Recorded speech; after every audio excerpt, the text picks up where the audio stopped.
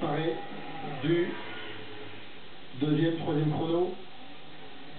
Non, il reste en 8e position. Il a beaucoup perdu dans cette parabolique.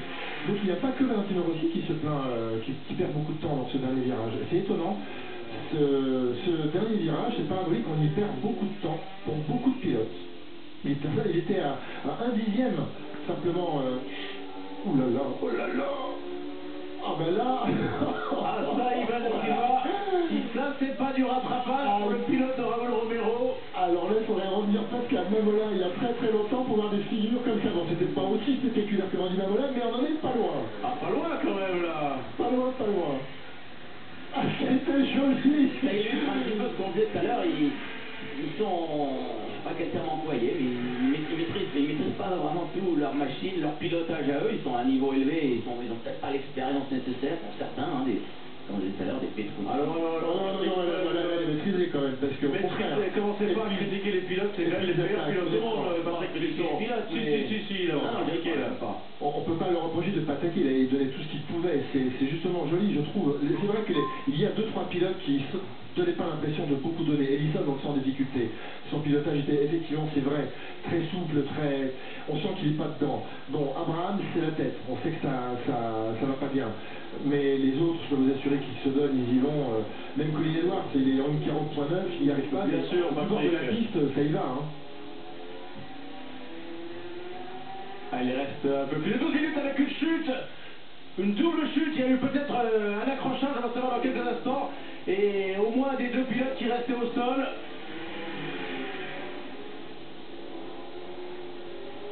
Alors il y a Colin Edwards et c'est Randy.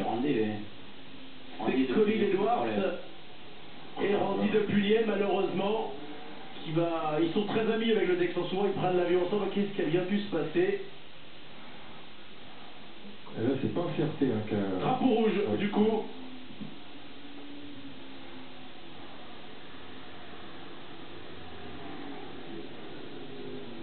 Et les pilotes qui rentrent.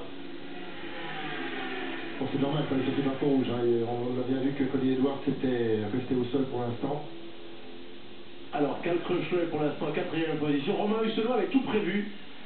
Et il avait préparé un sujet au cas où il y a eu un drapeau rouge dans cette qualification. C'est la première de l'année, donc il a eu du nez.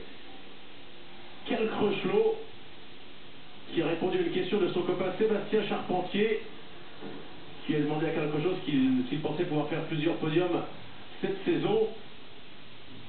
L'objectif s'était terminé évidemment premier privé, pourquoi pas quelquefois sur le podium.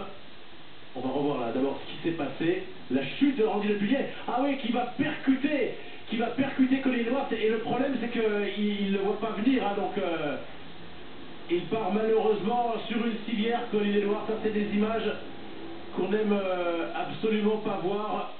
On voit ici Aspar Martinez et Randy.